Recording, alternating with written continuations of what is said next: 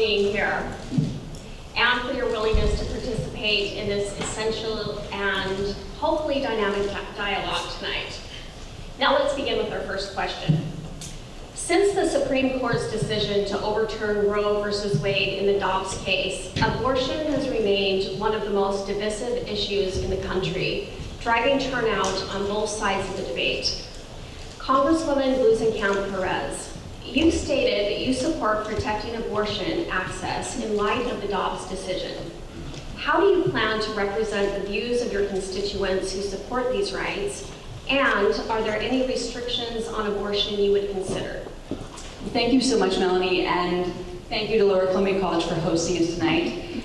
Thank you to all of you for being here with us tonight. Democracy does not work without people showing up and being involved.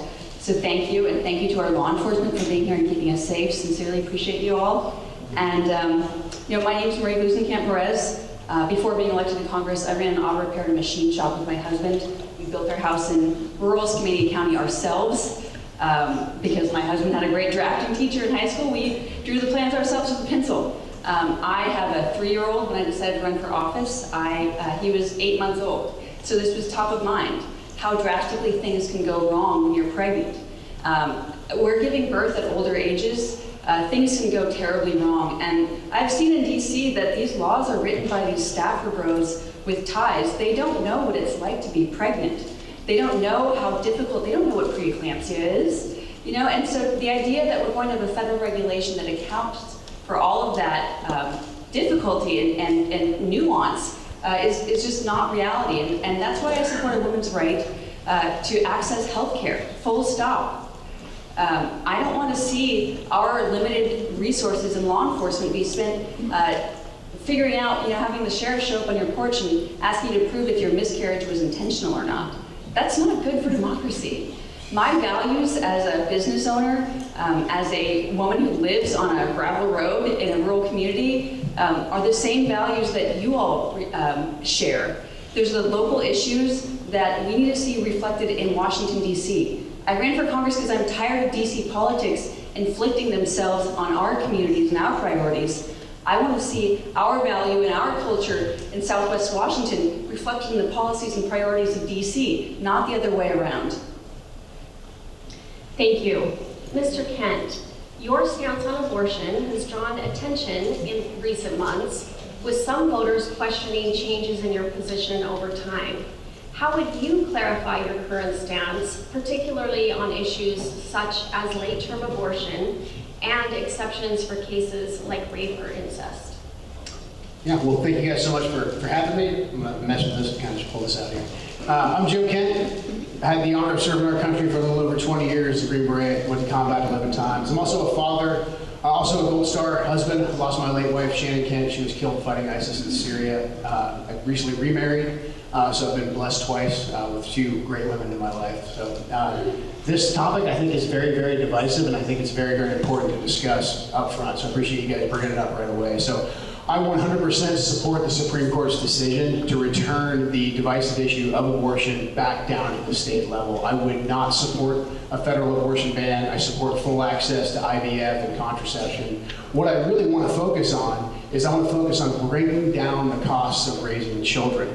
I want to make it much easier and much less costly to give birth. I want to make things like baby formula and diapers, make those tax-free, expanding child tax deduction for working families, and really focus on fostering a culture where it's much easier to raise a kid. Because right now, with this inflation that unfortunately my opponent has voted for, working families are really, really hurting. And look, it's important if you're going to be a leader and you're going to get out there and you're going to represent people, that you listen to everyone. You listen to a diversity of opinion. That's why I really do support the Supreme Court's decision to return this issue of abortion back down to the states. Now, my opponent, on the other hand, one of the very first votes that she took in Congress was against the Born Alive bill. She voted to deprive life-saving care to a baby that's outside the mother that actually survives an abortion. So what I support is a culture of life. I support the Supreme Court's decision, and I would not support a federal abortion ban. Thank you. Your response. Joe Kent has played both sides of this card. He has shifted. He'll say what the pollsters tell him he needs to say to get power, because that's what's important to him. The vote I took, it is already the law that if a child is born, you gotta give them medical care. That's already the law. This law also would have required that you are immediately transported to a hospital. Okay, I know in rural Skamania County, it's a doctor who should be making the decision whether that child has the best chance of living if they are treated there at home, as opposed to dying in the ambulance on the way to a hospital in Portland or Seattle. Those choices should be made by the doctor, by the woman. That's why I've been consistent. I haven't needed a flip-flop. I have stood for women's right, for the rights of families to make their own decisions on health care. Your response, Mr. Kent. My response is my oath is to support and defend the Constitution of the United States. I took that oath when I was 18 years old, and that is something that I live by. And so I support our system. The Supreme Court has made this ruling. Regardless of my personal feelings, going to Congress, my #1 duty would be to uphold the Constitution, just like it was when I was in uniform, just like when I served under presidents who were Republican, Democrat, who I may or may not have agreed with. I still saluted, obeyed the Constitution, and did what I was ordered to do, and that would be my job in Congress as well. Like I said, abortion, it's no longer a federal issue. It is back down here at the state level. I don't support an actual abortion ban, and you can count on me. My word is my bond. Thank you. Thank you. The next question will start with Mr. Kent. The presidential debate on September 11th made little or no mention of budget deficits and the national debt. That debt hit $35.3 trillion on the day of that debate. It goes up by about $1 million every 30 seconds. In 2023, the annual federal deficit was about $1.7 trillion, a 23% increase from the prior year. How do each of you propose to control spending and try to get our fiscal house in order, especially if you're advocating any tax cuts or new programs? Mr. Kent? You know, this inflation that the Biden-Harris administration, that my opponent has fully supported, it is really hurting working families right here. I can tell everyone here in the audience, you have to fill up the tank, you have to go to the grocery store, you feel this in your everyday lives. In my small community in Yakult, we actually have a food pantry where people are bringing in, eggs from the chickens that they lay. Like my family, we have chickens in the backyard, we bring in our eggs. A lot of folks are bringing in fruit from their gardens because people are having a hard time right now making ends meet. And it's beautiful to see a community pull together like that. But we shouldn't have to pull together just to make ends meet. Now, 4 years ago, we didn't have these problems. My opponent is going to say that she is for reducing spending, getting the budget under control, but that's not what her voting record indicates. She voted to give Biden and Kamala Harris no cap on spending, putting $4 trillion in new spending, new inflationary spending, driving the cycle of inflation that hurts everyone here's bottom line. And what do we get in return? Do we get any infrastructure improvements? No. We got more overseas adventures, more foreign wars. We got $86 billion printed in the dead of night to continue a bunch of different foreign wars that really only enrich defense contractors that are lining her coffers for a re-election campaign. So what we need to do is we actually need to do the individual appropriations bills as the Constitution dictates. Do the individual appropriations bills. No more omnibus spending, no more continuing resolutions. Put an actual cap on spending. This is what American families have to do every single month, right? You see how much money you take in, you see how many bills you have, and then you go from there. Congress must do that. And the forcing function is putting a cap on spending. She directly voted against that. Doing individual appropriations bills, making sure we're paying Medicare, Medicaid, Social Security, and veterans benefits up front. Run the government on the rest of that. It's very, very simple to say, but it's hard to do. I'm going to go to Congress. That's my #1 promise, is to balance that budget and stop spending our future generations into oblivion. Representative Bush. We've got a lot we want to get through. Our goal is to provide relevant information for voters. Which side can clap the loudest is information, but it's probably not real relevant. So please, let's hold it to the end of the debate. I know everybody here is passionate. Thank you for being here. Let's keep it in. Well, thank you for your enthusiasm on this. I think the national debt is something that does not get the attention it merits. We are on an unsustainable path with the federal deficit. That's why I'm proud to have introduced a bipartisan constitutional amendment to balance the budget. I take this very, very seriously. I'm a small business owner. I would never run the shop the way that we're seeing our federal dollars be run. We've got to balance both sides of the ledger. And Congress has got to learn to live within its needs, which is why I voted for a 12% cut in the appropriations bill for the foreign, for FSOP, foreign and state operations. And I'm proud of the work that I've done to build the economy and support small business owners in having a level playing field in their tax regs. We all know how Byzantine the tax code is, especially for a small business owner to navigate. And the next Congress, they're going to renegotiate the tax cuts that were implemented. One of the things that I've seen is that, if you file an earned income tax credit, you are being audited at a much higher rate, at a higher rate than people who earn 20 times more than you. That's not right. When working people are footing the bill for our taxes, and billionaires with teams of lawyers aren't following the law, that's not right. That's why it's so critical that we have a level playing field, that the laws that we already have are being enforced in tax code, that we're supporting a simplified tax code that small businesses can navigate, that's not weaponized against us to give us a disadvantage. And why I've been leading the charge to ensure that our schools are funded through the Secure Rural Schools Act. I'm proud of the work that I'm doing on behalf of growing the long-term economy and providing a level playing field. Thank you, Mr. Kent. Any response?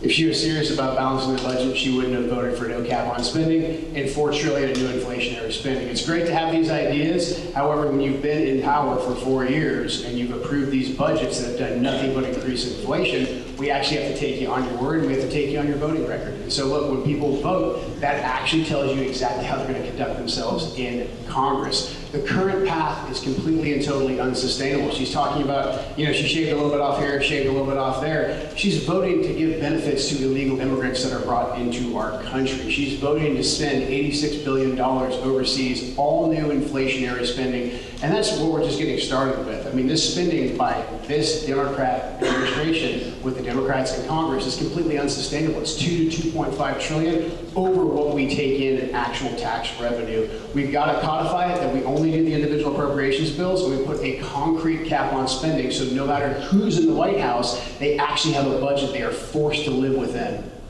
Thank you. And any response?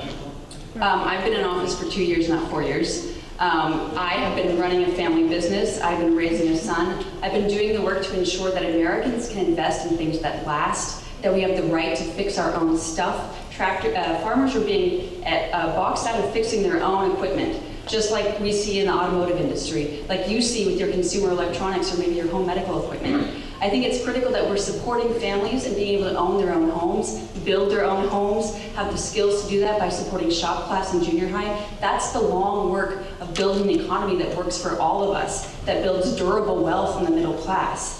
I have fought against the Biden administration's tax credits for things like solar panels imported from China. I want to see that when we're investing in our businesses, we are got the long view of supporting domestic manufacturing.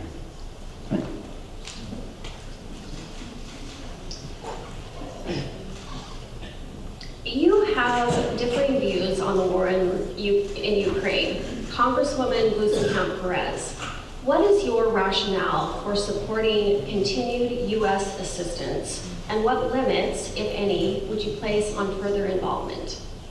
Ukraine was attacked by Russia. We have seen an encroachment and a growing lust for power in Russia. My interests are the interests of the American people, ensuring that we are able to exercise influence and support peace, that we are growing the domestic capacity for manufacturing munitions. Those are family wage jobs. We've seen that in Europe, they're not limited by their access to dogs that can shoot lasers out of their eyes, like robots from Raytheon. They're limited by the ability to manufacture munitions, the nuts and bolts of domestic manufacturing, the jobs that support family wage incomes. And so I think it's critical that we're supporting our allies, that we're standing up to despotism. I'm proud to have introduced the bipartisan Defending Borders, Defending Democracy bills, which became the vehicle that was voted on later in Congress. It was the only bipartisan bill that would fund our serious demand for a secure southern border. that would provide military aid to our allies. I took on the Biden administration when they failed to secure our southern border. I know this is serious. I fought for giving law enforcement the resources they need to stop the flow of fentanyl. That's why I'm the only candidate on this stage today who has the endorsement of Washington State's oldest rank and file police organization, WACOPS. They listened to me and saw that I was fighting for them and listening to them, the ride-alongs. I'm the only one here that was endorsed by independent and Republican sheriffs. I'm proud of my work to support our capacity as a country that can defend itself and secure its borders. Thank you. Mr. Kent, you have expressed opposition to U.S. involvement in Ukraine. How do you address concerns that Russia's actions in Ukraine may violate international norms and fears that President Putin's actions could potentially extend beyond Ukraine, posing risks to broader European security? It's a great question, but let me address some of the things that my opponent here just talked about. One of the first votes she took in Congress was to leave Biden and Kamala Harris's border wide open. And we've seen a massive uptick in fentanyl deaths in this district. We recently had a small, less than 2-year-old toddler that was killed in Vancouver by a fentanyl overdose. Fentanyl overdoses are up 21% according to the Columbian. I've done ride-alongs with law enforcement in Lewis County and Clark County throughout the entire district.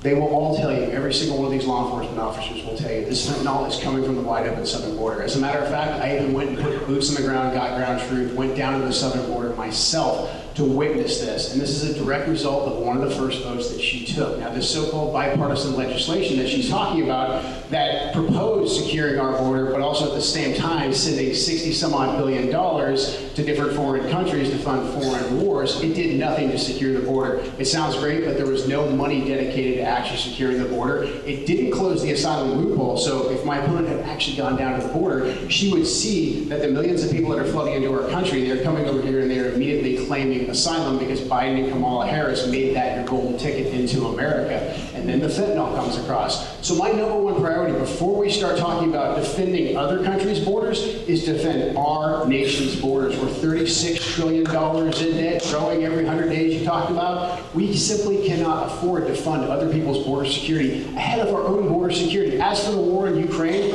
this proposed plan that she's been talking about now for nearly 2 years, if it was going to work, it would have worked by now. A generation of young Ukrainian men has been killed. Russia currently controls more territory inside Ukraine than they did at the start of the war. American missiles, without anybody voting on it, are being shot into Russia. We're on the verge of World War III. My one goal with this is to get both sides to stop the killing, get to the negotiating table, so that we don't blindly march off into World War III. Thank you. Your response, Congresswoman. There's only one candidate here who has the endorsement of WACOPS, and that's me, because I've listened to them and fought alongside them to ensure we have the resources. When I heard from my farmers that the bill proposed by that HR 2 to close the southern border would have crushed them, I listened to them and waited to get a better deal in HR 3602 that would have not disadvantaged our farmers, that would have supported securing the southern border and stopping the flow of fentanyl. We've all seen how our communities are being harmed. There is no one here tonight who hasn't been hurt by fentanyl, whether you know it or not. It is hollowing out our communities. People overdosing in their cars at lunch break, putting their families at risk. I'm here to stand up for that and to ensure that we have got the resources we need at the southern border to secure it. Mr. Kent, your response. So you just heard it right there. She said that in order to get cheap labor that undercuts American labor, we had to leave the border open to make the farming lobby happy. And that's also who's funding her re-election campaign, the sugar lobby and all these types of folks. We can't allow our citizens to be killed by fentanyl. Our duty and our responsibility, just like when I was in the military, we both took the same oath, is to actually defend our country. So we can't be talking about which corporate paymaster we're going to make happy or which country we're going to send billions of dollars to so defense contractors get happy before we actually secure our own border. Voting against HR 2 codified and allowed Kamala Harris and Joe Biden's invasion of fentanyl and illegal criminals into our country to continue to this day. It was just disclosed last week that we've had about 13,000 actual murderers convicted of murder in their home country come into our nation that have been released in the interior of the United States. And then we've got got another, I think, around 16,000 sex offenders that are now in our country, and that's just what we know of. We've got to secure the border. Thank you. In a related issue, and after hearing from various community members, many have asked why foreign aid, such as funding for Israel, is prioritized while domestic issues like education, healthcare, and infrastructure struggle with underfunding. How do each of you balance foreign aid with addressing critical needs at home? Congresswoman Perez. Federal appropriation bills are set aside for different programs. So when I think about our national security and national interest, I know that it is by supporting our allies, by following through, by ensuring there is a liberal democracy in the Middle East. You know, the fastest way to end the war would have been for Hamas to release the hostages they took on October 7th. They could end the war at any point. Our interest is to ensure that Israel has the tools to defend themselves. And, you know, I ran for Congress because I care about our local issues. Well, Cuyahoga County just went down to a 4-day school week because their revenues are down. I've been fighting to ensure that we're able to sustainably harvest timber, that we're not losing more mills, that we're not importing, you know, lumber from overseas, but building our homes ourselves with lumber from the Gifford Pinchot, from out here. You know, that's what matters to me, supporting a level playing field for small businesses. And we've seen that listen, DC does not have the same interests. They are not running small businesses. They're not running family businesses. I ran for Congress to represent our values, to focus on our schools, our businesses, our public infrastructure that our businesses rely on. I'm proud to have brought back $2 billion for the I-5 bridge. Listen, that's money that would have gone to California or Joe's home state, Oregon. Not here. So I was knives out to ensure that our federal tax dollars came home to us here in Washington state to build our infrastructure with Southwest Washington labor, with American-made steel, and to be a country that can take on the tough jobs and build the best infrastructure, to advance our pride in being tradesmen, to ensure that we're not handing off decrepit infrastructure to our children. So I'm really proud of having brought back those federal tax dollars for the infrastructure we rely on to fight for our schools through the reauthorization of SRS and sustainable timber harvest. And that's the kind of thing that I'm going to focus on. Thank you. Mr. Kent, your response. You know, I went to combat 11 times for this country. Greatest honor of my life. I have very, very strong feelings on how our country was lied to by people like Dick Cheney, who are now, I guess, Democrats apparently. So I have very strong feelings about how our country has prioritized foreign aid and foreign war over American citizens. One of the things that actually hurts me the most as a veteran, I know there's other veterans here in this room, when you think about how much we sacrificed overseas, how much blood was spilled on foreign soil, how many of our best friends, my late wife, are buried in Arlington National Cemetery right now? Just to walk, you know, outside of Arlington National Cemetery, or to walk down the street in Longview, walk down the street in Vancouver, and to see American citizens living in squalor, addicted to drugs, homeless, struggling to get by, when we always have enough money to send billions overseas. You're seeing it right now. We have a major crisis on the East Coast with this hurricane. We have military bases that could be giving aid, but instead, these military bases are postured for all of these different engagements overseas. Now, I'm not saying that we should stop doing all of these different things overseas, but we've got to start prioritizing actual American citizens. We've got to get this balance right where we're actually prioritizing our own citizens ahead of prioritizing the next war. Now, look, I'm not a pacifist by any means. I've actually spent most of my adult life in combat. So I know what a fight is. I'm not afraid of a fight. And the only place that we should be looking for a fight right now is on our southern border. The fentanyl is coming across the border. It's killing our fellow citizens. Our country is actually being invaded right now. And it's one thing to say, well, you know, it's really complicated in Washington, D.C. There's different pots of money for this appropriation, that appropriation. That's nonsense. It's all our money. We pay our taxes, and then Washington, D.C. chooses how to prioritize it. And right now, just look at her voting record. She's prioritizing the foreign wars and the foreign aids and her corporate paymasters. You can see that by who's actually funding her re-election campaign. She's prioritizing that and then expecting us to be happy with table scraps. That has got to stop. Thank you. Congresswoman, your response. I am really proud to be ranked in the top 3% of most bipartisan voting members of the U.S. House of Representatives. I fought to represent our values in Southwest Washington there. I am the one who has upheld my pledge not to take corporate PAC money. Joe's taking corporate PAC money. He reneged on that. So this idea that I'm held by corporate paymasters, that's totally unbased in reality. Look at my voting record. You can go to the federal website and see how I voted in line with our values, not the values of a political party. Joe moved here to run for Congress and to purge the Republican Party of people like my parents, people that I love and respect. That's his idea of how politics is going to work, not standing up for our fight to get sea lions out of the Columbia River, not our fight to ensure that we have sustainable timber harvest, not our fight to stop the wildfires or grow the trades and get shop class back in junior high. I'm proud we brought $1 million back to the technical program right here at Lower Columbia College because I respect people who work for a living. Thank you. Right. The American industry has been reshoring or returning to the United States at a rather impressive rate, one that we haven't seen in decades. It raises two questions addressed to both of you. First, what effects would the tariff proposed by former President Trump have on those current reshoring efforts? And ultimately, what consequences do you see to reshoring from Vice President Harris's proposed corporate tax increase? And we'll start with Mr. King.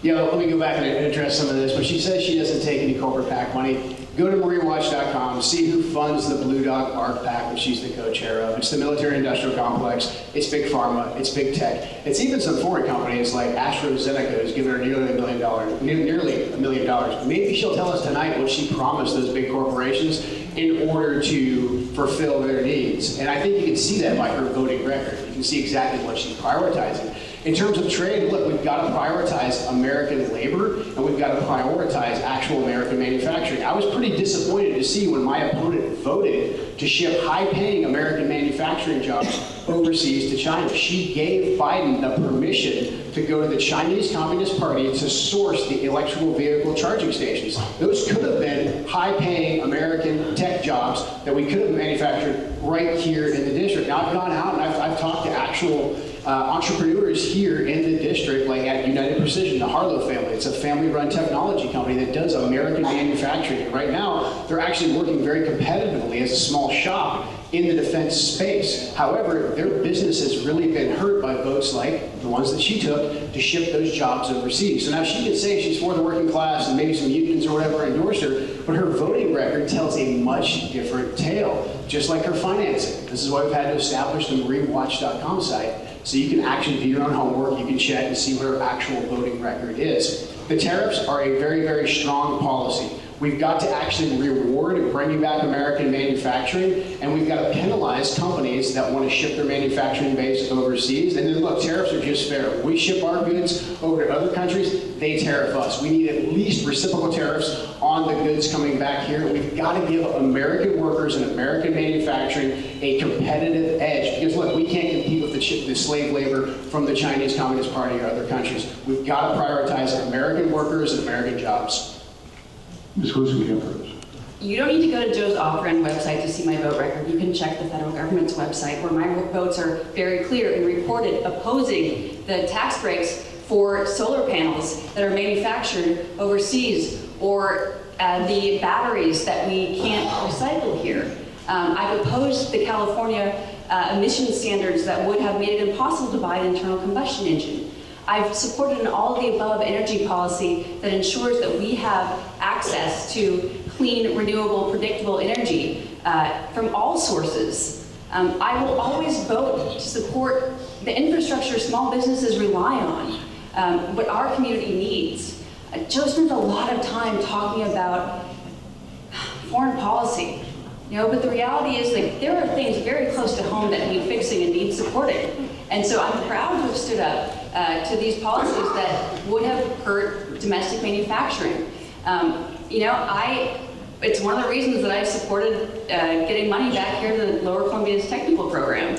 It's one of the reasons that I've been fighting for shop class and junior high, for the right to fix our own stuff, against mandates that would create monopolies in our table saw industry. I'm so proud of who we are and what we believe in doing. It's absolutely critical that we support domestic manufacturing, that we support the next generation. Dean and I, we actually bought out a machine shop that was closing down because we know that our consumers and our customers rely on high quality, durable parts. Those, the junkyards are getting shut down. When I buy stuff that I have to source from overseas, 1 out of 8 times they fail right out of the box. The way that you get a Honda Civic to 300,000 miles is by having high quality parts that you can keep on it and keep it running. And ensuring that we have the right to fix and maintain our own stuff. That our programs are supporting diagnostic skills in young technicians, not just the plug and play part swapping. Mr. Kent, any response? Well, it all sounds great, doesn't it? But when you go to Marie Watch, there's links on there to her house.gov voting record for this very reason. She says I talk about foreign policy a lot because we are getting scammed by our foreign policy and by the military-industrial complex that, again, supports her re-election campaign. Look, Washington, D.C. always can find money for the next war. There's always going to be a next war. There's going to be a next foreign crisis because that is one of the best ways the Beltway has to take our taxpayer dollars and ship them overseas. I saw that firsthand for well over 20 years in Special Forces and in the CIA. So I know what I'm talking about here, and I want to make sure that we, the taxpayers, are getting what we need in return from our federal government, not more foreign adventurism. We don't need our jobs shipped overseas. Everything she said sounds great, but she voted to ship those jobs overseas. Records actually matter way more than her rhetoric. She has a record right now, a voting record. You can look and see exactly how she will continue to conduct herself in Congress, especially if Hakeem Jeffries is given the gavel. Every single vote she's taken has been directly in line with the Democrats. Representative Kent, please.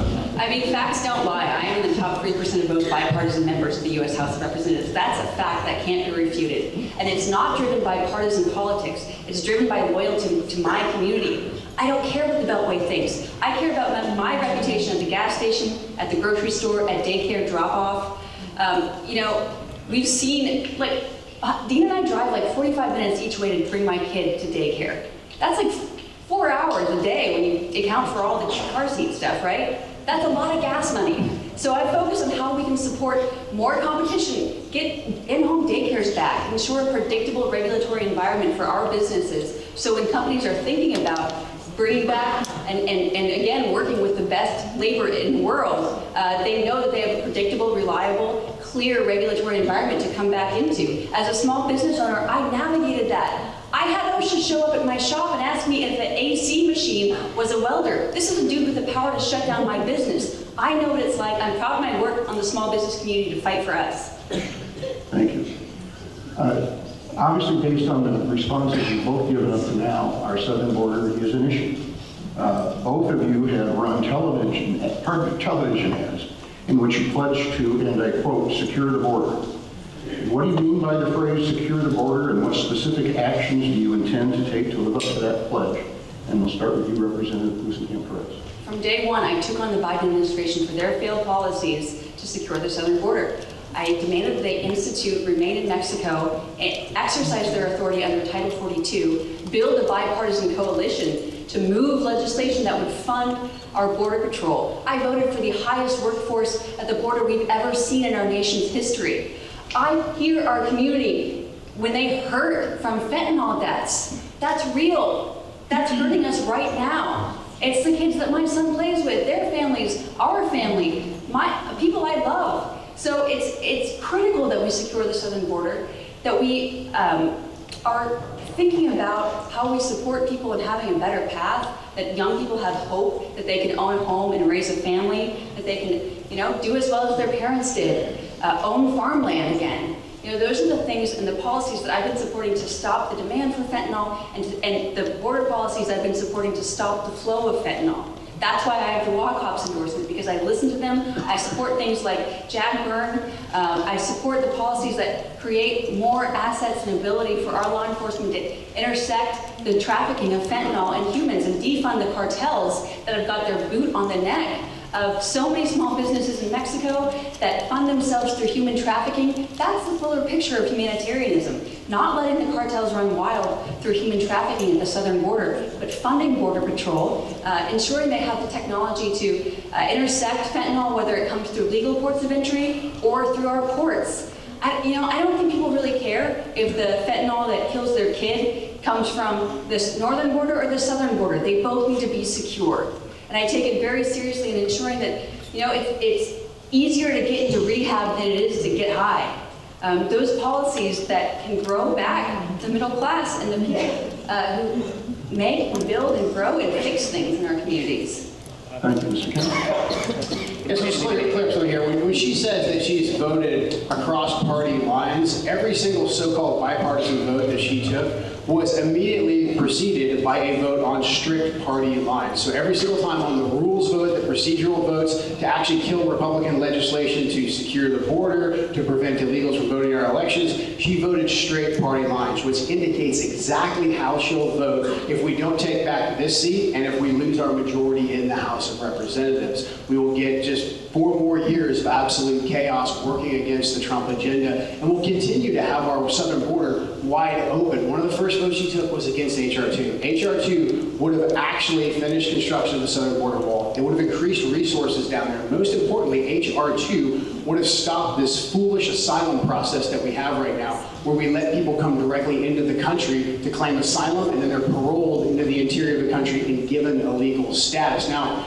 in the bill that she proposed, it said the words remain in Mexico, but if you read the next paragraph, it said, well, unless they're actually seeking to claim asylum, if they say they're being persecuted based on their political affiliation, sex, gender, et cetera, et cetera. So basically, it just said the words remain in Mexico. Much like her so-called standing up to President Biden on the border, she wrote a condemnation, a strongly worded letter. She voted to leave the border open and then did a little performance, strongly worded letter towards the Biden administration saying she disapproves of it. Her vote was to leave the border wide open. We've got to get our military off of other people's borders, get them onto our southern border, finish the wall to stop the flow of fentanyl, close the asylum loophole, stop giving these people that want to claim asylum direct access here into America, make them receive vetting elsewhere in the first safe third country. That net needs to be restored. And then look, the people that have come into our country illegally, we've got to find them and we've got to get them out of our country. We've got to actually secure our borders. Marie Perez and her party have proven time and time again that they are unwilling to secure our border.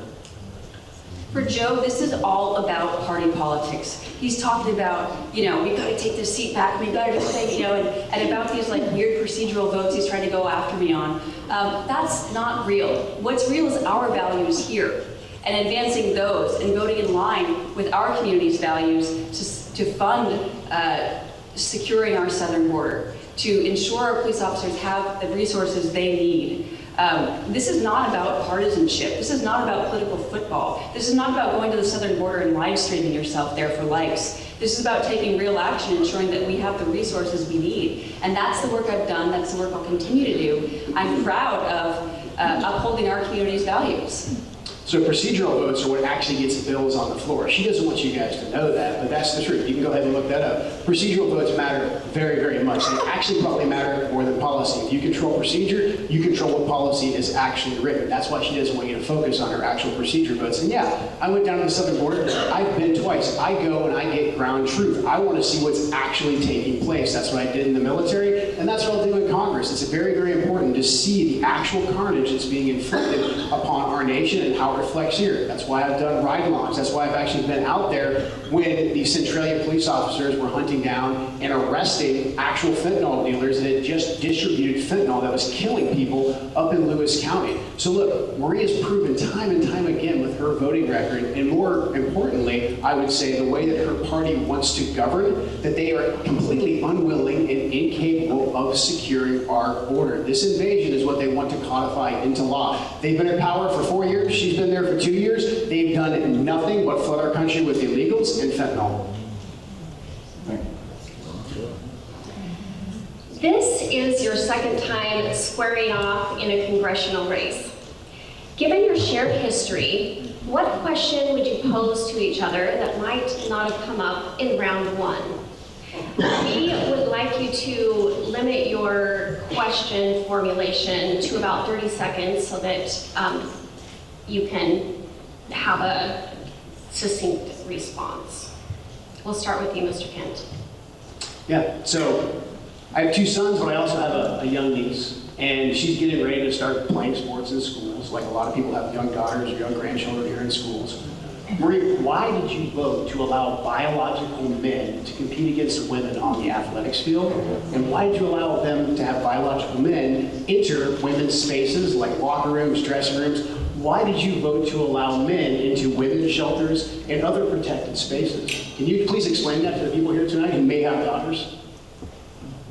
As a woman, my views on this issue are libertarian. I believe that these are decisions that are best made at the family level, at the local and school level, to ensure that there is fair play in sports competitions. Here's the reality.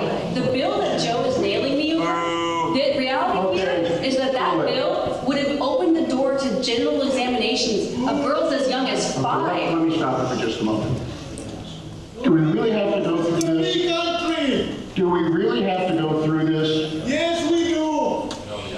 No, we don't. You don't tell me what to do. The one thing I'm telling you not to do is not interrupt. Can we please stop? I'm to say what I want. Yes. Okay. You don't tell me what to do. Okay, here's what we're gonna do.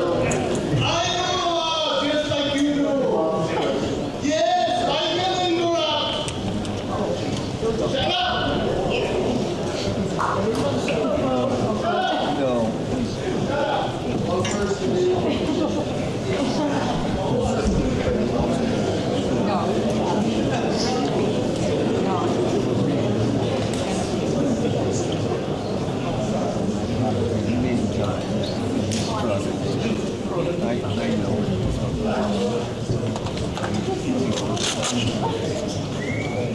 I promise I've heard way worse in the shop.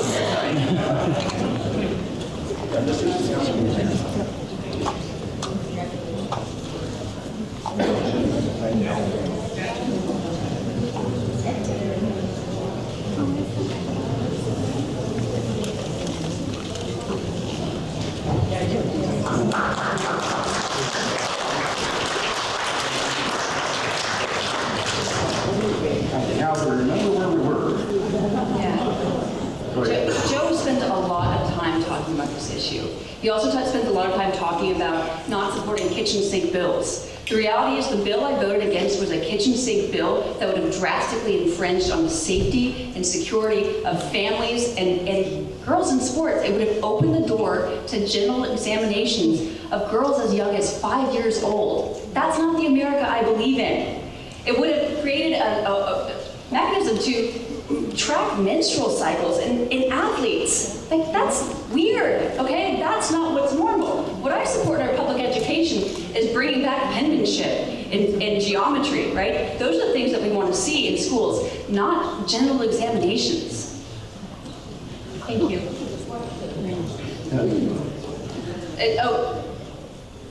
Your question for Mr. Kent. Earlier this year, after being contacted by a lot of people who are carpenters and woodworkers, I introduced bipartisan legislation to stop a dumb new federal law that would have required all table saws sold in the US come with costly, expensive soft stop technology that only one corporation holds the patents to. On May 15th, you tweeted your opposition to my bipartisan bill to stop this federal overreach. You said it was a waste of time. So given how often you talk about getting the federal government out of the way, I'd like to know why you support letting a federal agency impose a new government-mandated monopoly on table saws, jacking up the price of each new table saw by hundreds of dollars. So while our southern border is wide open, we have people coming.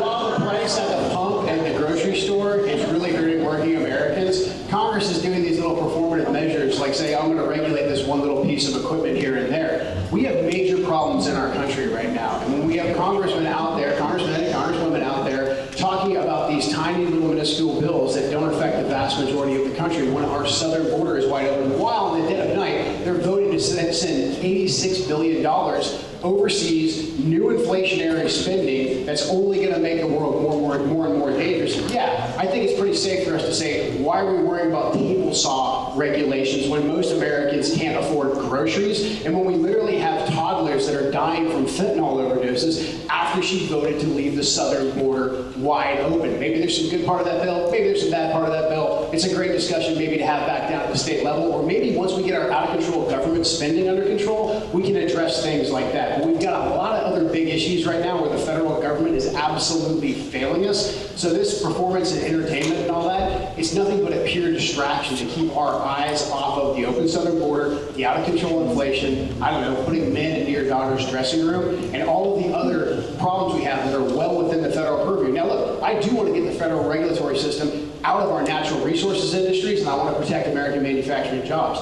Marie Perez voted to continue to allow DC bureaucrats to regulate the timber industry, the same guys that killed off the timber industry to spot it out, and to continue to regulate the Columbia River and all of the tributaries to prevent us from killing predators that are taking out the salmon, to prevent us from putting more actual hatchery fish into the Columbia River so that we can continue to have a vibrant and thriving Columbia River and our forests. So we need to do these big lifts to get the federal government bureaucracy out of our daily lives in terms of our business and our natural resources industries, secure our border, stop the out-of-control spending, then we'll talk about table saws. Thanks, both, and we'll take a break. We're taking just 10 minutes, so please take a look at your clock and be back in your seat 10 minutes from now. The recent shooting at Appalachia High School in Georgia has restoked the national debate on gun violence. With the Surgeon General declaring firearms a public health crisis and gun violence now the leading cause of death for children and adolescents aged 0 to 19 in the United States, according to the CDC, what specific legislation would you propose or support to address the issue while balancing public safety with Second Amendment protections? Congresswoman Perez. Well, I own a firearm, I support the Second Amendment. It's pretty clear to me that we have that right. You know, these deaths are tragic in schools. It's a moral stain that we've let things get this bad with our young people. But that data that's being cited, the reality is if you lift the hood up on that, the majority of those are suicides. They're not homicides, especially for young people. And so I think that when we think about how we can address gun violence and death, we've got to be thinking about the driver of it. And that's why I sound like a broken record in the fight to get honors level shop class back in junior high. Because every kid has got to have a chance to be the smartest person in their school at some point during the day. They've got to be proud of what they're doing. I can't think of a more toxic thing to tell a kid than that what they're good at isn't good enough. You know, your value is based on your grade in English class. That's not right. That's not productive. You know, you can have intelligence, be blessed with intelligence in so many different ways. And so turning back our academic programs to ensure that we've got the full spectrum of intelligence being supported, not just academic intelligence, but also mechanic genius, spatial brilliance, you know, kinetic genius. Those are the things that I want to see manifest in our public education system. And I think those are the things that can drive down the systemic rise in death from firearms. But they're a tool that needs to be used responsibly. And where I live in rural Skamania County, I know that it's going to be about half an hour before the sheriff can make their way out there. So I don't support what's commonly referred to as an assault weapons ban. I believe that firearms are a tool that needs to be used responsibly. Thank you, Mr. Kent. Yeah, I mean, my heart breaks for all these parents that have had to go through the tragedy of losing a child, especially to something that's preventable as violence. And I know my opponent, Marie, is a parent as well. I know she shares that as well, too. So I think this is something that we can actually really unify and agree on, is that we need to protect our children. Unfortunately, we haven't been prioritizing our children. We have money, like I said before, we have money for wars all over the country, all over the world, outside of our own borders. I think for a small amount of money compared to what we spend securing other countries' borders and on foreign aid, we could actually put more armed, security-trained police officers in our schools. It's been proven that when schools actually have an armed police officer or armed security, these school shooters will not target that school. We saw that just recently with the tragedy down in Nashville. That shooter went to a few other schools, cased them out. They had armed security, so they moved on to the softer target. We need to actually guard what we love, and we all love our children. We have to actually prioritize that. That can't just be words on paper. We've got to actually allocate resources to defend and to harden our schools. Now, infringing upon the Second Amendment, that's just not something that we can do. We've got to address the mental health crises. I think have the way that we have heavily medicated our children with Ritalin, Adderall, SSRIs, and in some crazy circumstances, even this chemical castration that we're giving some of our children. We've got to prevent that. Unfortunately, we have to protect the Second Amendment at the same time. Now, my opponent just said she has guns and all that, but she voted to make anybody who owns a pistol brace a felon overnight. So we have to actually protect the Second Amendment, and we can't trust her because she's taking money from Big Pharma. She took nearly $1 million from AstraZeneca that's pumping a lot of these narcotics, essentially, into our kids. That's how we actually address the mental health crisis. We get them off the drugs. We actually defend and harden our schools, prioritize what we actually love, and stop prioritizing foreign aid and foreign wars, prioritize our children.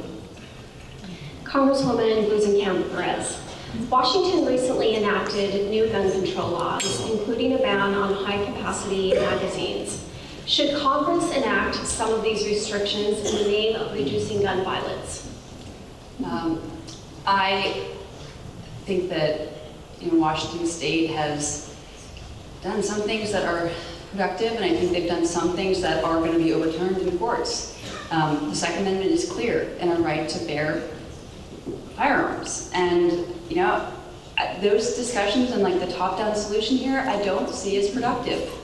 There's not a pill that's going to fix the suicide rate in our children. The things that fix it are getting back to the kind of economy where you can raise a family, own a home on one income, rebuilding the middle class. Right now, it feels like the middle class is an endangered species, and I know that a lot of people my age, the reason Dean and I had to build a home is because banks don't like loaning to self-employed people in the trades. We have to empower people to be able to own and build their own homes again, ease the regulatory and permitting, these issues that take away hope of, economic self-sufficiency in young people, give them something to look forward to. And so I think it's critical that we uphold the Second Amendment. Your response, Mr. Kent. Look, what's very clear is we have to uphold the Second Amendment. She just said that she wants to uphold the Second Amendment, but she voted to make people who may have a disability, like a wounded veteran, many of my friends, to make them felons overnight if they didn't register their pistol brace with the ATF. So again, records matter far more than rhetoric. We also need to increase the amount of school resource officers and police officers we have here. Now, unfortunately, in lockstep with Washington State Democrats like Bob Ferguson, Marie is taking money from the Fuse PAC, from this PAC that wants to defund the police. This is what they're openly advocating for, and they've given her tens of thousands of dollars. So look, we've actually got to secure our children, we've got to protect the Second Amendment, and we need people who are actually committed to this, not merely the rhetoric. It's very, very simple and very, very easy to do as long as we prioritize it. We can allocate funding to secure and to harden our schools. We have no reason whatsoever to infringe in an unconstitutional way, like Bob Ferguson in Washington State's doing right now, on all of your individual rights. That's absolutely essential. Again, we have to uphold the Constitution. So not only has she voted against the Second Amendment, she's also voted to allow the federal government to infringe on your Fourth Amendment rights, your right not to have your property searched and seized. She's voted for FISA Section 702 infringements, so the government can, with no permission, no warrant whatsoever, go ahead and search and seize your digital data. We need people who actually mean what they say. Like I said, I took an oath to support and defend the Constitution. Did that for well over 20 years. So when I say I'm not going to touch anyone's Second Amendment rights, I'm actually going to make gun rights and gun ownership much, much more simple and much more codified into law, while at the same time prioritizing the protection of our children. I absolutely mean it. Congresswoman. Listen, I've been cleared in my record, and it's illegal to own a sawed-off shotgun. The bill that Joe's talking about on pistol braces, there's half a year in which you could say that you have modified a firearm and added a pistol brace to it. There were exemptions to ensure that you weren't paying any fees to do it in that timeline. So supporting the rule clarity, ensuring that there's clear communication, uniform standards, those things are important, and that's what I supported. Thank you. Probably no public works project has attracted the kind of controversy as the Columbia River Crossing. It's an important project for freight mobility and for the Southwest Washington economy. Congresswoman Marie Perez, you support replacing the Interstate 5 bridge with a light rail inclusion, and in July announced a $1.5 billion federal grant for the new span, which will cost between $3 and $4 billion to build. Mr. Kent, you suggested retrofitting the existing bridges, adding a third bridge to the west of I-5, and you oppose inclusion of light rail. Whoever wins this election obviously is going to be a major payer in the future of that project. So we'd like each of you to explain your position and defend it. And Mr. Kent, we'll start with you.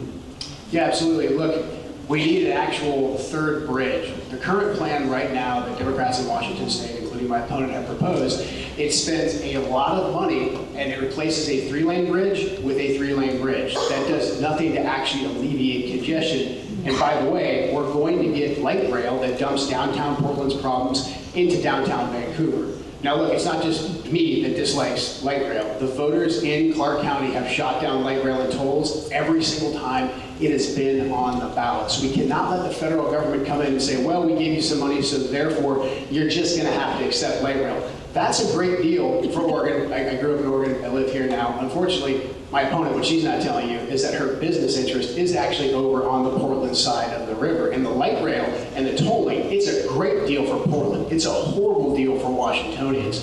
So we need to make the improvements that are necessary to keep the historic bridge safe and secure. And that needs to be a local bridge between Portland and Vancouver. And then we need the federal government to do something very, very radical. And that's actually prioritize American citizens. That's actually prioritize interstate commerce. That is a clear-cut federal nexus. Unfortunately, for far too long, well over a decade now, we've had Oregon and Washington fighting over table scraps while the federal government says, sorry, can't get to you right now. We've got a couple wars to fund and we've got some corporate interest to pay. Absolutely not. Again, this is about priorities. Let's actually get the federal government to do something the federal government's supposed to do. Build us a third bridge that actually alleviates congestion and provides a bypass south of Portland, dumps out somewhere in the Ridgefield area, allows all that through traffic from I-5 to bypass Vancouver and to bypass Portland. We maintain our bridge. And look, if we want to do tolls and light rail, it's got to go back on the ballot and we, the people, get to have a say. I completely reject the fact that we have to pay for this with our federal tax money, our state money, and then if we have the audacity to use the bridge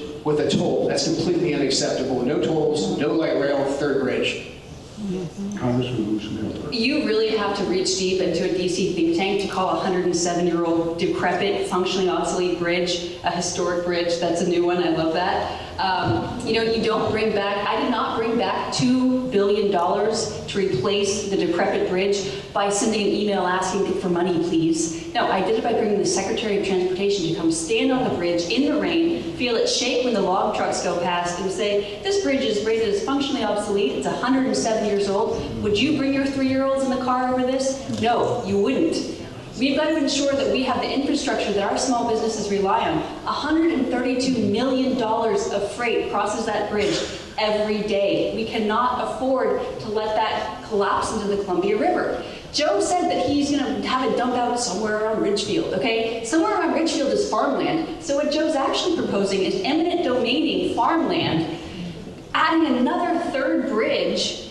I mean, Joe's literally trying to sell you a bridge. That's crazy. That's crazy. My work is to ensure that our federal tax dollars come home, that we have the resources necessary to give small businesses the support they rely on for commerce. I'm fighting to ensure that when the bridge is built, it's built with Southwest Washington labor, that it's built with American steel, and that we are growing the next generation of tradesmen who will fix the bridge and go on to address the big projects that demand our attention in this country. I believe in an America that can take on the big projects, that can build beautiful things that last, that are proud of what we do, not trying to, push it off to the next generation to deal with. That's not right. I believe the federal government needs to stay in their lane on this, which is bringing the money home. It's not deciding what color, what shape the bridge is, what's on it. I'm always going to fight to ensure we're not sitting in traffic, but we're able to get home to coach Little League. I'm not trying to get money from who knows where that doesn't exist. That's fantasy. That's not the real world of bringing back our tax dollars.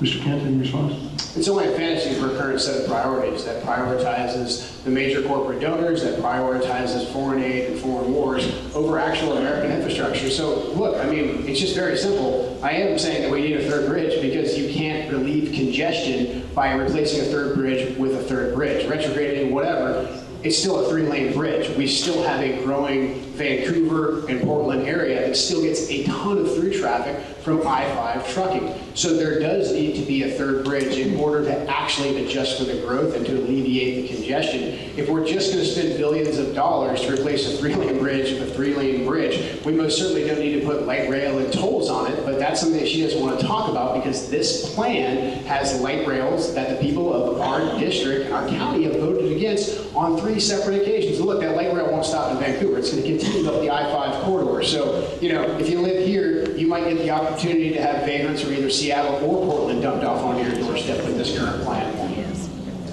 And Ms. Perez. Look, I made my living, built my home off of fixing internal combustion engines, right? Like, I believe in, you know, having transportation. And it's important that we're meeting the needs, but also thinking forward. Those are decisions that need to be made at a local and state level. If Oregon wants to build a Taj Mahal, a bridge, they need to pay for it. I'm working hard to ensure that the voices of people who are sitting in traffic, who are trying to get to their jobs, are heard and accounted for when that bridge design is finalized. You know, in my county, 80% of employed people are employed outside of the county because the timber industry has been hollowed out. It's critical that we are rebuilding the timber industry, supporting paper in our mills, but also that our people who have to commute every day aren't stuck sitting in traffic and they're at the table when the decisions are finalized and made. So I'm fighting to ensure that your voices are heard in the bridge design, the local and state level, and bringing back our federal resources to build the infrastructure we rely on. Thank you. The ongoing Israel-Hamas conflict has intensified debates about U.S. policy in the Middle East. Of all the topics our community members requested for us to address tonight, this issue rose to the top.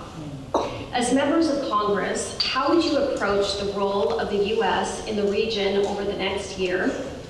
And how do you plan to address security interests, ongoing diplomatic efforts, and the Palestinian humanitarian crisis in the region, particularly Gaza? Let's start with you, Mr. Kent. So look, the current crisis that kicked off almost a year ago, this is a direct result of Kamala Harris and Joe Biden giving Iran billions and billions of dollars.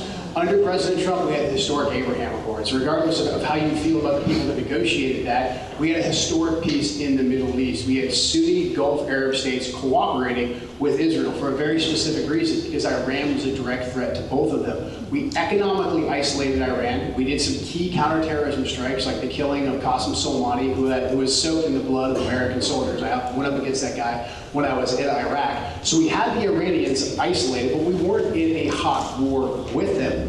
Biden came along, gave Iran access to over $100 billion, and Iran does what Iran does. They fund their proxies. This is what gave Hamas the ability to conduct that horrific attack on October 7th. It's what gave them the ability to fund the Houthis, and now the Houthis are threatening international commerce in the Red Sea. So what we need to do is we need to maintain and restore the Abraham Accords. We have to stop making ourselves easy targets in the region. Look, I spent most of my young life fighting in the Middle East, and unfortunately, my opponent, who doesn't know anything about the regions, never heard a shot fired in anger in her life, voted to leave American troops deployed in Iraq and Syria, where they are still currently under fire. We made 3 new Gold Star families defending the tri-border region of Jordan, Iraq, and Syria. She voted to leave them there. Our presence in the region actually makes us much, much more in an unsafe condition, and it gives Iran the ability to access us in a very, very easy way. Deprive Iran of targets, deprive Iran of funding, strengthen the Abraham Accords, let Israel take care of their own business. One of the biggest mistakes Israel made was calling us and asking us for advice. They're doing just a good enough job right now defending their own borders. We need to provide that high-level diplomatic support so that we're cutting off every access avenue that Iran has to capital. That's what we can do to support our allies in the region. Joe came here tonight to razzle-dazzle us all with his superior knowledge of Houthis and the Red Sea and the Abraham Accords, but Okay, you know, come on, please the focus. reality is, when I'm at the doors, when I'm at daycare drop-off, you know, what I'm hearing about from my community, the top 8 issues are all economic. You know, whether you can't afford your medicine, whether you can't afford your groceries, whether you can't afford daycare. The top issues are economic in our community, and those are the issues that motivated me to run for Congress, to to reflect our values and our interests, not the interests of partisan politics and advancing a geopolitical agenda. My agenda is the agenda of America, which is to ensure that we're able to exercise international influence to ensure peace and stability. We do that by supporting our allies. The attack on October 7th was the deadliest day for the Israelis since the Holocaust, okay? Like, the fastest way for that war to end is for Hamas to release the hostages. That would end the war. It's critical that we are supporting our allies in their right to defend their security and their borders. And that's the work that I've advanced. What's going on in Gaza it's tragic. It is truly tragic. And I can't imagine what that's like. My heart breaks for them. But it's true that the way that we're going to advance security over the next 20 years is not by pulling out support for the only liberal democracy in the Middle East, but ensuring that women have a liberal democracy in the Middle East. That's how we advance the peace interest and the long-term stability and ease the suffering in the long term. Mr. Kent. Yeah, so there's nothing razzle-dazzle about making 3 new Gold Star families. So I'm a Gold Star family member. My late wife was killed fighting ISIS in Syria. We just made 3 new Gold Star families after you voted to leave our troops there. It served no strategic purpose whatsoever, but it lined the pockets of the military-industrial complex that's supporting her re-election campaign. We actually need people in Congress, because this is one of Congress's fundamental jobs, right? Is authorizing war and authorizing the appropriations and the funding for war. We need people who actually understand and can hold the Pentagon and the intelligence community to account. She says that she supports Israel. Her and every single Democrat left Israel high and dry when they had American hostages. And they attempted to negotiate a much better package for Ukraine and a bunch of other foreign wars that drug on. They left Israel high and dry. House Republicans put forward a bill that would have given Israel immediate aid while Hamas still had American hostages. It's very simple. We've got to stop making ourselves targets in that region. We've got to do what's right for the American people to secure our own border. And then we've got to actually support our allies in meaningful ways that truly matter. I'm glad you brought up the vote on Syria. His best friend in Congress, Matt Gaetz, put forward a bill that would have demanded the pullout of 900 American soldiers on 180 days. That is not a realistic timeline. It's part of why I voted to condemn the Biden administration's role in the slapdash retreat from Afghanistan, where we created 13 new service members who died. I was at the Congressional Gold Medal service for those families. I saw them. I can't imagine. That loss will never go away for them. And so that's why I opposed pulling out of Syria on the slapdash record. I also supported the pullout in Somalia, which was a year-long timeline with 450 troops stationed. It was much more feasible, actionable, safe, and that's why I voted in favor of repealing the still existing AUMF on Iraq from 2002. So I say that I've been consistent and clear in ensuring our geopolitical interests. Our troops are still in Iraq and Syria under fire, I think, right now. I think we're done with this question. I think we're done with this question. All right. The 2017 tax cuts passed during the prior Trump administration are set to expire at the end of 2025. If they're not renewed, federal income taxes are going to increase for most of us, and for some much more than for others. Where do you stand on those cuts? Do you favor total renewal, partial renewal, or letting the cuts expire? And we'll start with Congressman Perez. These tax cuts are going to be renegotiated in the next Congress. And if I'm there, I'm going to be fighting to ensure that small businesses have a level playing field. One of the things that I saw running the shop is that my wages earned at an hourly rate were taxed at a much higher level than my earnings as an owner of the business. That's not right. When billionaires with teams of lawyers don't foot the bill and play by the rules that are already established, working people are left holding the bag. And so I think it's critical that we have a level playing field, a predictable playing field for small businesses so they can invest and grow our economy here at home. That's my interest, not creating loopholes or party favors for the corporations that donate to his campaign. He has not upheld his pledge to not take corporate PAC money. And I'm proud of that I'm responsible and I am accountable to you all here, not corporations that fund my campaign. You can look it up on the FEC website. Joe has been taking money from corporate PACs. I have not. That's the reality. And so you know who's going to be, who would be negotiating in the interest of our community when those tax rules are renegotiated in the next Congress. Thank you, Mr. Kent. She's the co-chair of the Blue Dog Bark PAC. They take all the corporate PAC money for her. You guys can check that out yourselves. Then they fund her re-election campaign. That's the way that works. She thinks you guys don't understand that. I think you do. It's pretty clear. So look, the tax cuts, we need to make sure that we maintain those tax cuts. We can't tax our way out of this debt. And we also can't spend our way out of this debt. We actually have to put the federal government on a diet, and we have to actually grow the economy. We grow the economy by giving tax breaks to working class Americans. We do it by putting no tax on tips. We do it by putting no tax on the Social Security that you've already paid into.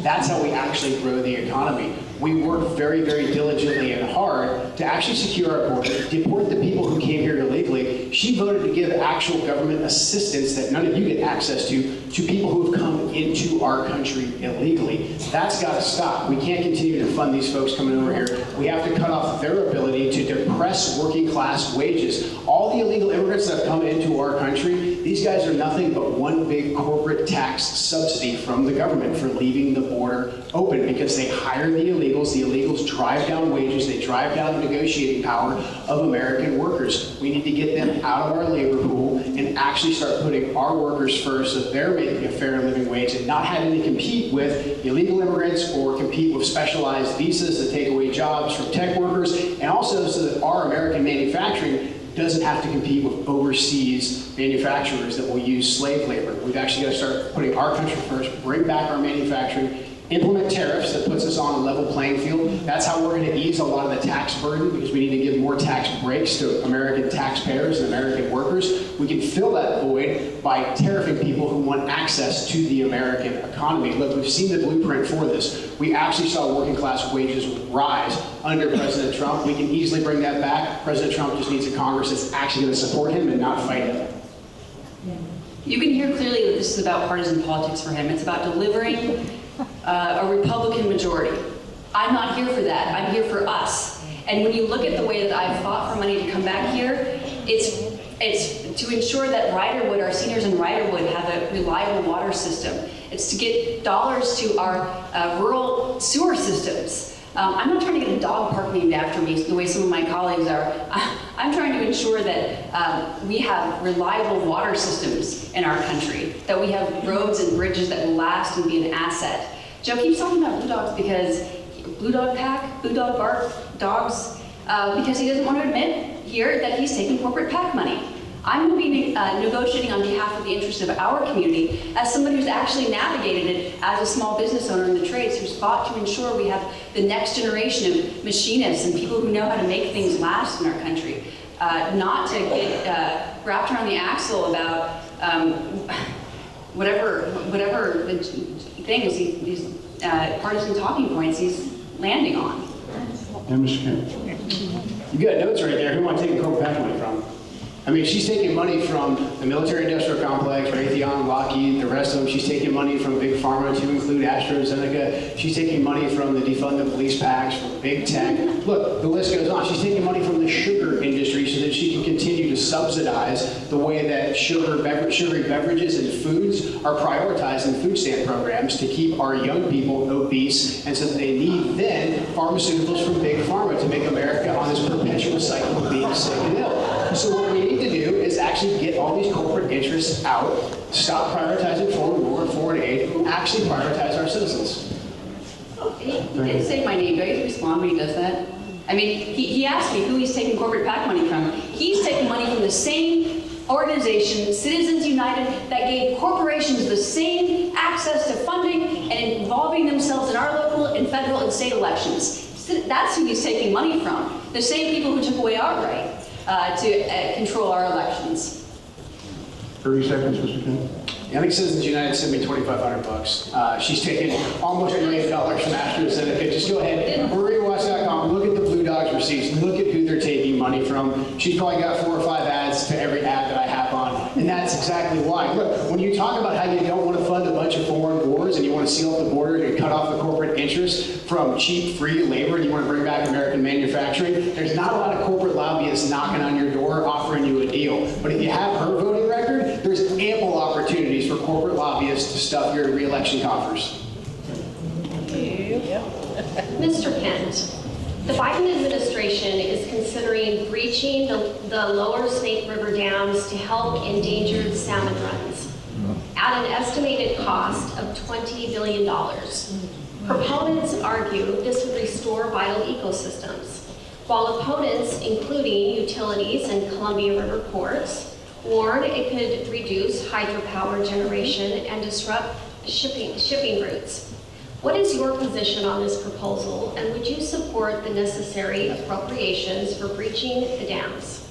Short answer, no. That is an absolutely horrible idea by the Biden administration and this insane green agenda. Our dams, they provide a great source of hydropower, which is clean, it's renewable, it gives a lot of us our power here. It's also the reason why we have so much navigable water on the Columbia and all the way upstream, and so that's a major economic advantage. Now, I'm sure my opponent's going to tell you that she's going to stand up to the Biden administration because it's an election year, her and Cantwell and all that. They said, oh, we're very much against this, Mr. President. However, they gave the Biden administration the executive authority to take this unilateral action without asking anybody here in Washington State. My opponent, unfortunately, voted against the REINS Act, which would have made this type of drastic measure go through the legislature. It would have actually stopped these regulatory agencies like the EPA, like the executive branch, from creating regulations that are essentially de facto laws. It would have put control of natural resources like our rivers, like our fishing industry, like our timber industry. It would have put that control right back here where it belongs. So again, this is where records matter far more than rhetoric. You cannot give the executive branch, regardless of who's in charge,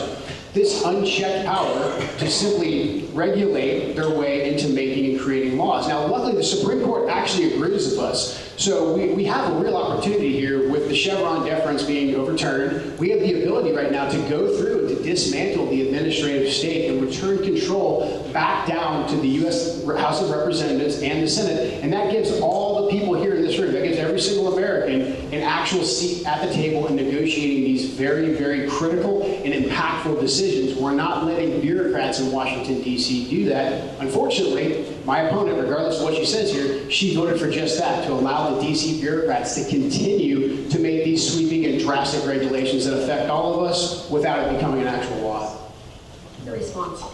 Look, when I'm talking to my neighbors and my friends and people at my church, what I'm hearing from them is that we have now more than ever a need for cheap, reliable, dependable, affordable, and emissions-free energy, and that's what we get from our hydro system. I don't support breaching the Snake River dams. I live near Highway 14. Each one of the barges you see is about 156 semi-loads of grain. And so if you're worried about wear and tear on your roads and those semis moving into congestion, having that navigable dam system that's an integral part of our infrastructure. In my family, we say that it's the shoddy carpenter who blames his tools. Joe keeps harping on this REINS Act thing, right? Congress already has the authority to come after these regulatory agencies when they do something that's out of line with our values as a nation. It's called the Congressional Review Act. So he's going on and on about this thing so he can get credit for reinventing the wheel. Use the tools you have. I have a very clear voting record on holding agencies accountable when they don't listen to local people, when they don't listen to the facts on the ground. I fought hard with Dan Newhouse, my Republican colleague to the east, to get $5 million to fight, to support removing sea lions. You want to talk about water quality and fish and natural resources. I've been on the Columbia River, right? I live near it. I've been on boats, and you see these stellar sea lions are like the size of a Corolla. It's crazy, and they're gobbling up fish. And so I'm fighting to ensure that we have all the tools necessary to remove them and to stop them from recruiting more sea lions, chunking up on the river, and stopping the families who rely on natural resources like fish from being able to do that. So I'm proud of my record on this, standing up and ensuring that we have all of the above energy policy. And as we move to electrification, in some things, that we have the power to do that we have the energy supply at hand. Thank you. Mr. Kent. I mean, if she was going to actually represent the interests of the people here, she would have done it already. She has that ability, she has that power right now. This is why we need the REINS Act. If there's a better solution, fine. Let's just stop letting the federal government regulate the Columbia River. Let's actually start getting rid of the sea lions. Let's start getting rid of the predatory birds that are taking away the salmon. Look, I was just recently out on the Columbia with my kids getting to pull their first fish out of the water with Cameron Black from Addicted Fishing. It was a great day. It was awesome. The traffic out there on the river was at an all-time high, and most of them were charter vessels, and a huge boom for the local economy. But because of what the sea lions are doing, because of what the bird prey are doing to the salmon population, and the way the federal government can just come in and shut down the salmon season like they did 2 years ago, it's a major hindrance on their industry. It's a major hindrance for us here in the district. And look, if she was going to do it, she would have done it by now. This is the thing. This is where records matter more than rhetoric. We have to take away the power that DC has to regulate our natural resources. Thank you. Congresswoman. My mom was born in Forks, Washington. You don't know where that is, but it's the nexus of where the timber wars hollowed out our communities. All of them, like so many people in my family lost their jobs when that happened. We have not recovered. We have not seen timber harvest rates come back up. And you know, instead they're coming from tree farms in the southeast or Croatia. So I fought hard to ensure that we have a natural resource economy that's driving our economy. Like, it's great to have gift shops and art galleries, but you don't get those things without a connection to the natural resource economies, like our hydro system, like our timber, like our fish. And those are the things Joe says I don't fight for local issues because he's not listening to what the local issues actually are. I fought hard for the South Bend Boat Shop. I fought hard for our aquaculture folks. I fought hard for our farmers and producers who rely on research on cranberries, on green crab, and it's the same work I'm going to continue to do, listening to all of you about your priorities, not taking the bill that whatever party wants you to take. Well, thank you both for your responses to our questions. We're to the point where we'd like to give you each 2 minutes for a closing statement, and we'll start with you, Representative Lucas. So much for a civil dialogue this evening. I think it's illustrative. Joe is the most divisive, violent,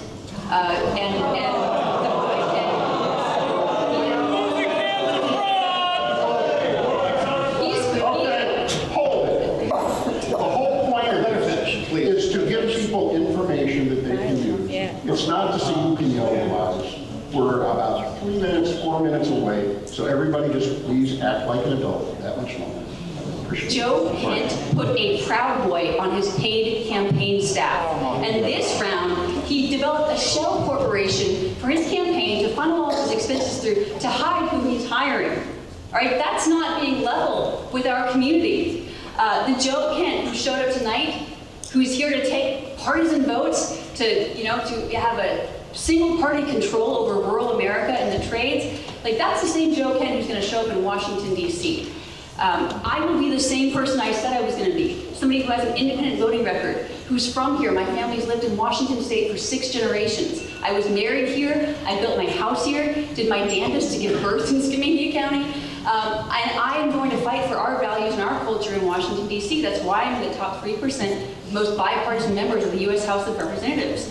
Joe Kent wants our priorities and our values to seem small.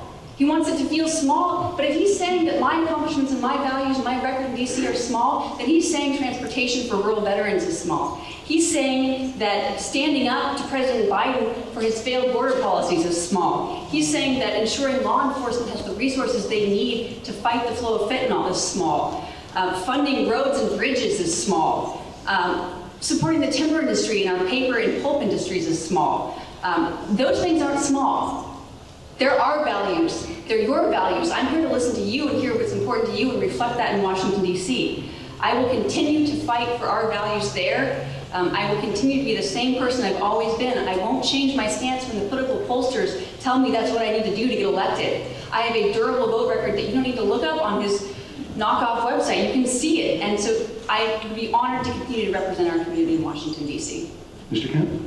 Yeah, well, thank all you guys for being here. We got a little raucous every now and again, but I appreciate you guys being here as a part of the democratic process. It's a very important election that we have coming up. I appreciate you guys hosting. I appreciate my opponent being here as well. Look, our country is hurting right now. I mean, the inflation that we're experiencing is taking wages away from working class Americans. When I get out there and I talk to people in my community, I told you guys about my church. We're having to pull together right now putting together, basic food necessities for people because this economy has stretched them so thin. And these were people that were doing just fine a couple of years ago.